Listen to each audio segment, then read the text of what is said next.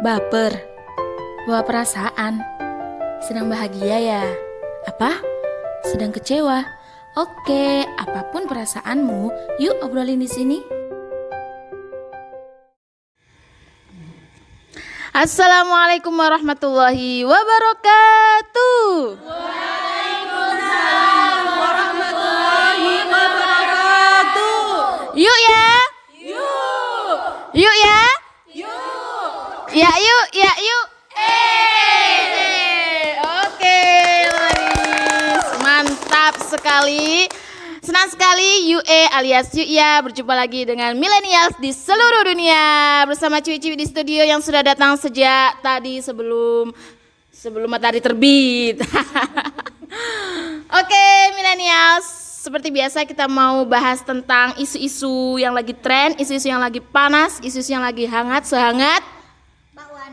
iya, sehangat bakwan yang bertemu dengan tahu goreng. Mantap sekali, dicocol sama kecap. Enggak, maksudnya sambal kecap ya.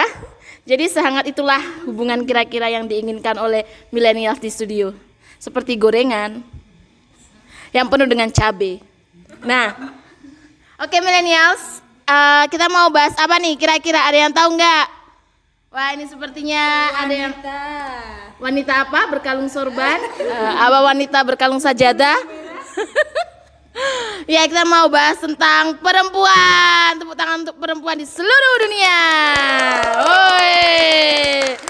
Ada banyak hal yang seru yang bisa dibicarakan tentang perempuan. Salah satunya adalah yang kita bahas kali ini. Apa ya kira-kira yang sudah sangat umum? Apa kira-kira statement yang umum yang itu tentang perempuan? Biasanya apa nih?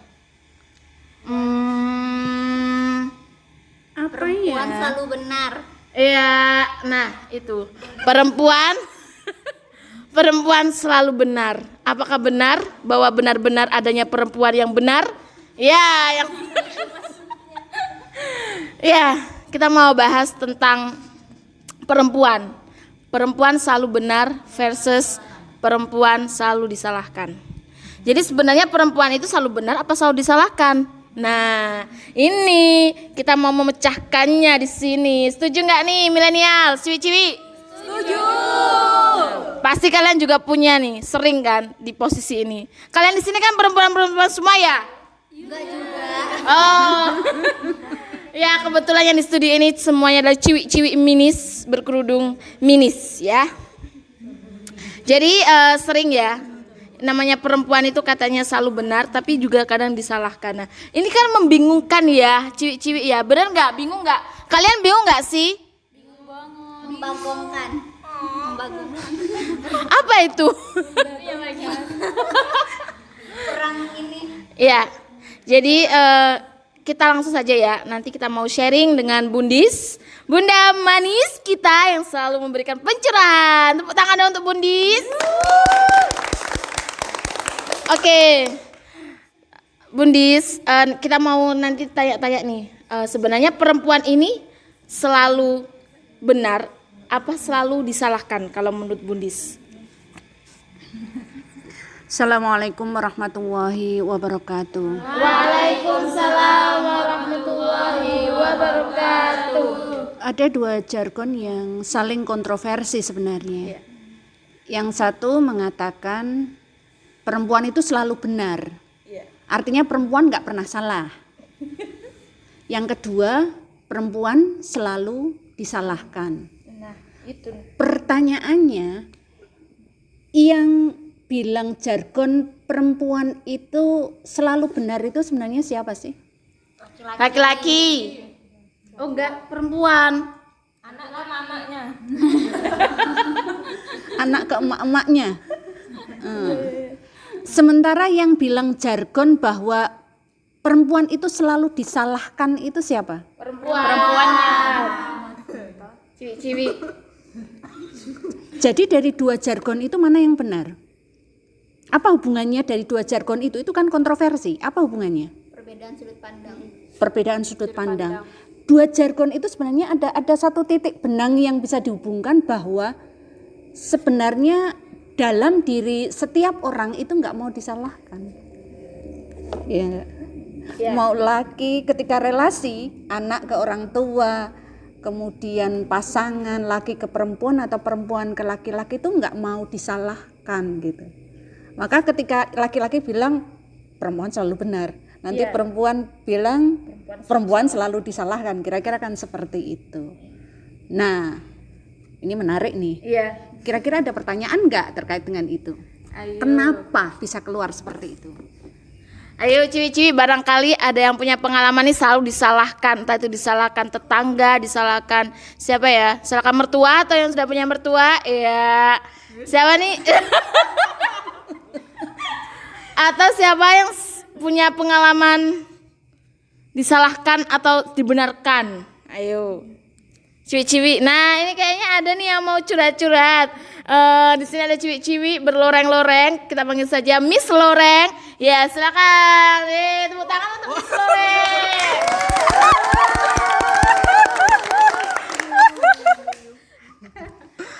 Kemarin kebetulan baru baca bukunya Mark Manson yang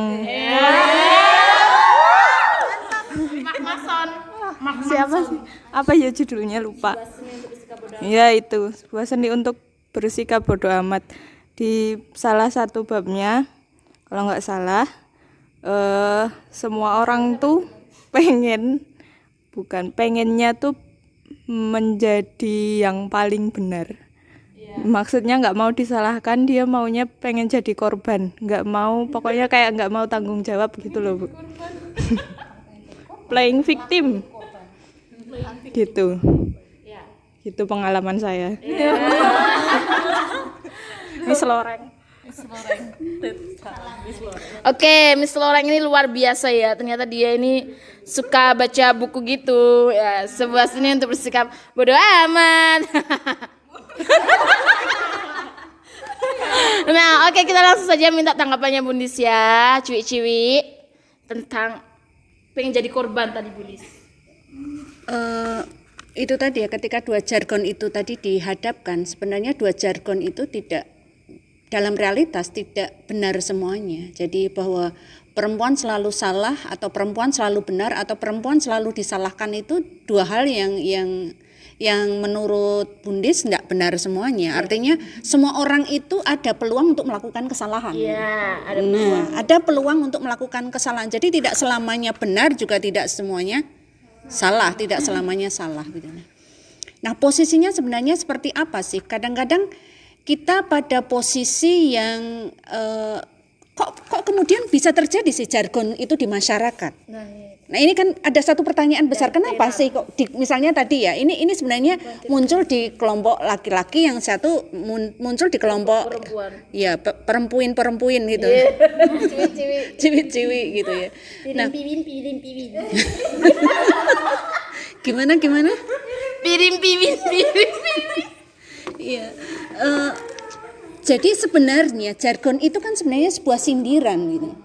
Ketika perempuan tidak pernah salah, itu biasanya kan keluar dari anak ke orang tuanya, emak-emak gitu ya, atau pasangan laki-laki ke pasangannya gitu. Biasanya kan dalam hubungan relasi laki perempuan gitu, sedang ngedate atau pasangan suami istri, banyak yang pasangan itu memilih untuk diam atau ngalah begitu ya. Karena kan kita nggak tahu ya dalam realitas masyarakat itu kenapa ketika perempuan biasa-biasa saja setelah menjadi ibu-ibu gitu menjadi cerewet banget gitu. Berubah gitu ya, berubah jadi yang sebelumnya mungkin Insting ibu. instingkah itu? Instingkah atau keadaankah? Iya. Jadi mungkin karena menurut Bundis ya, karena beban pekerjaan yang cukup banyak gitu ya. Karena kadang-kadang seorang perempuan itu kan menanggung tidak hanya pekerjaan di rumah tangga saja, pekerjaan ketika dia di ruang publik juga menanggung beban, di masyarakat juga menanggung beban. Nah, secara tidak langsung beban itu bertumpuk dan menimbulkan tekanan-tekanan yang kemudian ketika di rumah itu dikerjakan sendiri, tekanan itu menjadi berat sehingga emosi yang keluar gitu ya. Nah, banyaknya suara-suara itu di rumah, misalnya cerewetnya ibu ke anak atau cerewetnya istri ke suami, sebenarnya tidak semuanya juga, tapi banyak sekali terjadi karena beban itu gitu ya. Nah, suami atau pasangan seringkali memilih untuk diam Kira-kira kan seperti itu. Maka kemudian keluar tadi, perempuan itu selalu benar. Sindiran gitu. Perempuan selalu disalahkan gitu. Misalnya kan dalam kasus-kasus misalnya ketika ada anak nakal di rumah, anaknya nakal, yang disalahkan siapa? Ibunya. Rumahnya berantakan kira-kira. Ibunya. Ekonominya maksudnya ambruk, kira-kira gimana? Ini kok kurang tuh semua. Iya. Oh ini karena istrinya nggak bisa ngatur duit gitu ya. Tahu kalau suaminya gajinya kecil, kenapa nggak nambah pekerjaan itu? Jadi hampir semua hal yang terkait dengan ini yang kemudian disalahkan perempuan. Terjadi perkosaan yang disalahkan siapa? Perempuan. Hamil di luar nikah siapa? Perempuan. Perselingkuhan siapa? Pirin-pirin. Kira-kira seperti itu. Itu sebenarnya sindiran juga kan? Iya. Kenapa bisa terjadi seperti itu? Karena tanpa disadari relasi di masyarakat itu up down gitu ya. Relasi antara laki-laki perempuan itu belum benar-benar diposisikan sama. Maka istilah-istilah yang kadang di luar kesadaran kita, misalnya ada swarga nunut neraka katut yang dari luar Jawa ini. Jadi surga ikut, neraka juga ikut gitu ya. Terus kemudian sama-sama jadi followersnya iya, followersnya suami begitu ya. Suaminya masuk surga, suaminya masuk neraka, kira-kira begitu ya. Kemudian istri itu konco wingking, teman di belakang. di belakang, bukan di depan gitu ya. Di belakang atau sendiko dawuh. Bahasa kita itu sami nawa atokna gitu ya. Pokoknya kalau iya, tidak, berangkat, keluar gitu, kira-kira begitu. Jadi apa yang dikatakan ya itu yang diikuti. Nah, itu yang kemudian yang terjadi. Jadi semacam sindiran saja. Maka kalau kasus-kasus bodoh amat itu sebenarnya kan kayak mungkin seperti yang bahasan kita sebelumnya, bahwa seringkali kalau kita berada di lingkungan itu kan kayak nyedot ya. Ya udah, pemecahannya bodoh amat gitu ya. Karena sudah mentok itu bodoh amat gitu. Jadi kayak ya sudahlah gitu, kira-kira begitu ya. Iya Bundis, tepuk tangan dong untuk Bundis. Ya. Jadi nih millennials atau ciwi milih disalahkan atau selalu benar? Ayo. Kalian milih jadi perempuan yang disalahkan atau perempuan yang selalu benar nih? Atau enggak keduanya? Tergantung keadaan. Perempuan biasa. Oke, Bundis. Jadi kan kita tadi udah bahas kalau itu ya hanya sindiran di masyarakat gitu ya. Tapi kira-kira ada nggak sih Bundis saran gitu? Saran sebaiknya kita bagaimana memposisikan perempuan itu Bundis? Berposisilah di posisinya perempuan itu. Apa itu maksudnya? Ya, perempuan itu kan ketika lahir sebagai perempuan itu kan nggak bisa milih. Iya. Nggak bisa tawar-menawar bargaining dulu sama Allah. Ya Allah, saya mau dijadikan jangan perempuan atau setengah laki-laki setengah perempuan. nggak bisa bargaining gitu ya. Tiba-tiba kita menjadi perempuan atau tiba-tiba menjadi laki-laki. Jadi harus gimana? Ya ketika kita lahir perempuan atau lahir laki-laki itu kan sebuah pilihan takdirnya. Jadi bukan prestasi sebenarnya kita menjadi laki-laki atau perempuan gitu. Sehingga apa yang harus kita lakukan? Ya jadilah kita sebagai manusia perempuan sama seperti manusia laki-laki yang punya tanggung jawab, punya kewajiban dan seterusnya. Jadi kalau persoalan salah menyalahkan tadi gimana? Seharusnya kira-kira begitu. Semua orang bisa melakukan kesalahan kan, tapi yang paling bagus adalah ketika kita melihat di masyarakat itu ya. Ya kalau salah itu adalah salahmu gitu ya. Katakan itu salahmu. Salah itu kalau salahku, ya salahku. Kalau salahnya, ya salahnya. Jangan salahku, salahmu, salahnya itu salahku. Oke, milenials, ciwi-ciwi, tepuk tangan dong untuk kita semua. Oke, masih seputar salahku, salahmu, salah dia, salah mereka. Oke, bagaimana kita harus memanage kesalahan atau berani mengakui kesalahan sehingga tidak selalu menyalahkan yang tidak salah gitu kan. Nah, oke nih, ada yang punya pengalaman tentang salah menyalah atau menjadi pengalaman selalu disalahkan atau pengalaman selalu menyalahkan? Nah, ini barangkali ciwi-ciwi ini ada yang mau curhat-curhat tipis. Oke, sepertinya udah ada yang senyum-senyum. Ya, kita mau ini ya. Ini dari Pinky. Pinky. Ya, Pinky ini kayaknya mau curhat tentang pengalaman disalahkan atau menyalahkan atau gimana sih biar bisa berani mengakui kesalahan kayak gitu ya. Oke, tepuk tangan dong untuk Pinky. Silakan Pinky. Makasih Mbak Yue untuk waktunya. Iya. Kan saya ceritanya di luar Jawa gitu loh, Bundis. Pendatang. Diimpor ya. Jadi di sini Pinke mau nanya. Ya, Pinky little.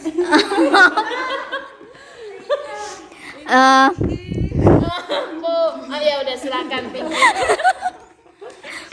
Kan kalau di realitasnya kalau misalnya di kayak rumah tangga atau hubungan antara laki perempuan kayaknya sering digituin gitu kan, Bundis. Maksudnya udahlah ya, perempuan ngalah aja sama perempuan selalu benar. Tapi kadang itu di saat kita kuliah atau belajar di sekolah, misalnya kita berdiskusi sama laki-laki, nanti kan kita diskusinya kan ya tentang pembelajaran dong ya, Bundis. Nah, tapi malah justru nanti akhir-akhirnya karena mereka mungkin males berdebat, terus jadinya itu bawa-bawa perempuan, jadi kayak udahlah ngalah aja sama perempuan gitu. Padahal kan yang kita diskusikan itu masalah akademik, masalah umum, masalah pembelajaran, bukan ada perasaan-perasaan gitu. Nah, kita kalau misalnya menghadapi orang yang kayak gitu, yang dikit-dikit bawa-bawa perempuan,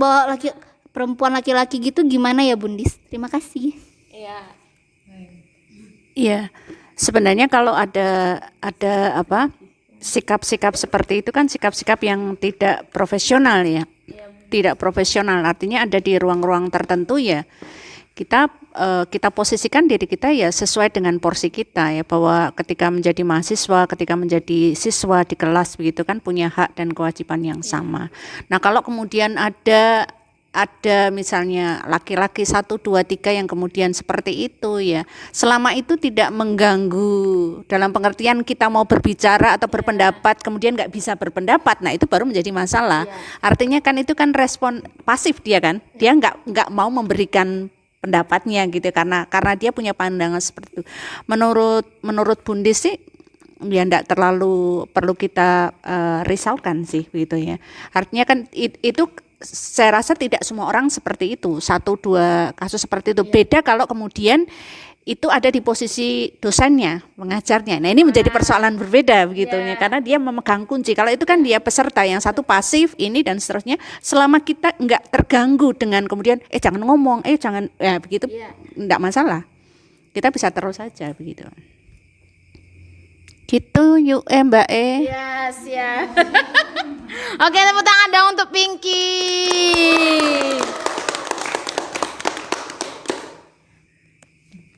Ya, tadi sebenarnya ada satu hal yang perlu diluruskan kembali, yang tadi salahku, salahmu, salahnya begitu, yang terjadi di masyarakat itu kan itu pada posisi paling terendah begitu ya. Kalau ada seseorang yang selalu disalahkan, nggak enak banget gitu. Jadi salah dia jadi salahku, salahnya salahku, salah mereka salahku, salahku ya salahku. Bayangkan itu kuadrat 4 gitu ya. Aduh. Kuadrat 4 itu salahku semua. Artinya kan nggak ada yang lain, nggak pernah benar begitu. Nggak mungkin kan orang salah semua dalam hidupnya. Nah, posisi seperti itu jangan dianggap sesuatu yang sederhana ya, karena kalau orang itu dibesarkan dalam lingkungan seperti itu, dia disalahkan terus, dia nggak akan punya rasa percaya diri. Dia juga akan merasa bahwa saya selalu salah gitu. Nah, akhirnya dia justru tidak bisa banyak beraktivitas karena dia membenarkan bahwa saya seperti yang mereka katakan. Nah, kemudian kalau kita mau menantang itu kayak seperti bikin tengkar gitu ya. Iya enggak? Nah, misalnya kan ada pertengkaran suami istri atau pasangan gitu ya. Kemudian ini salahmu, ini kita harus bagaimana? Kasih jeda. Ketika salah satu masih emosi, enggak usah dipersoalkan itu. Ini salahku, salahmu, salahnya itu enggak persoalkan. Tetapi sekali lagi bahwa menempatkan bahwa kalau ini kesalahannya memang bukan kesalahan kita, jangan akui sebagai kesalahan kita. Nah, tapi jangan dibahas pada saat emosi. Nggak boleh mengalah. Jeda dulu. Jadi jeda itu bukan mengalah loh ya. Jeda itu hanya biar emosinya turun dulu, kemudian nanti di lain iya, kita bicara baik-baik gitu. Karena apa? Karena ketika orang emosi itu nggak akan pernah terjadi ada diskusi, ngomong baik-baik. Yang jadi biasanya cuma makian gitu. Kemarahan, makian dan itu nggak akan memecahkan. Kemudian yang kedua, catatan kedua yang menurut Bundi juga penting ya. Iya. Kita ngelihat orang itu harus melihat kesalahan yang dia lakukan itu kesalahan kecil, besar, Sedang ya. Jadi sugro, kubro, ustol. Suka najis gitu. Ya jadi pedesnya sedang atau pedes banget. iya, pedasnya sedang atau banget gitu. Level 1 atau level 15 kira-kira kayak bon cabe ya. Jadi kalau kesalahannya kecil misalnya kayak janjian gitu ya, ketemuan jam 7, dia datang jam 7 lewat 5 menit karena parkirannya agak jauh misalnya kayak gitu. Dan atau karena macet itu mungkin kadang-kadang bisa kita maafkan. Tetapi ketika kesalahannya itu sudah menyangkut ya fatal, menyangkut komitmen misalnya.